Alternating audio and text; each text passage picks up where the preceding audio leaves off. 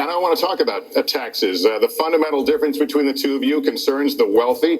Secretary Clinton, you're calling for a tax increase in the wealthiest Americans. I'd like you to further defend that. And Mr. Trump, you're calling for tax cuts for the wealthy. I'd like you to defend that. And this next 2-minute answer goes to you, Mr. Trump. Well, I'm really calling for major jobs because the wealthy are going to create tremendous jobs. They're going to expand their companies. They're going to do a tremendous job. I'm getting rid of the carried interest provision. And if you really look, it's not a tax. It's really not a great thing for the wealthy. It's a great thing for the middle class. It's a great thing for companies to expand. And when these people are going to put billions and billions of dollars into companies, and when they're going to bring $2.5 trillion back from overseas, where they can't bring the money back because politicians like Secretary Clinton won't allow them to bring the money back because the taxes are so onerous and the bureaucratic red tape. So what is so bad? So what they're doing is they're leaving our country, and they're, believe it or not, leaving because taxes are too high and because some of them have lots of money outside of our country. And instead of bringing it back and putting the money to work because they can't work out a deal to, and everybody agrees it should be brought back. Instead of that, they're leaving our country to get their money because they can't bring their money back into our country because of bureaucratic red tape, because they can't get together, because we have a president that can't sit them around a table and get them to approve something. And here's the thing.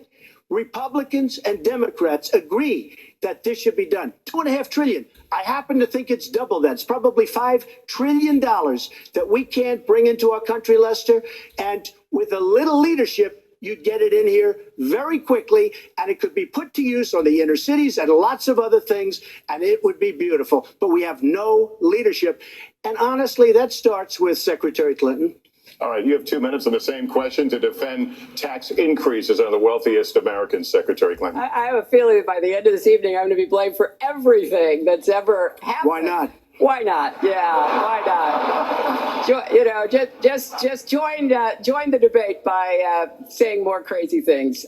Now, let me say, there's nothing crazy about not letting our companies bring their money back into their country. This is Secretary Clinton's 2 minutes, please. Yeah, well, let's start the clock again, Lester.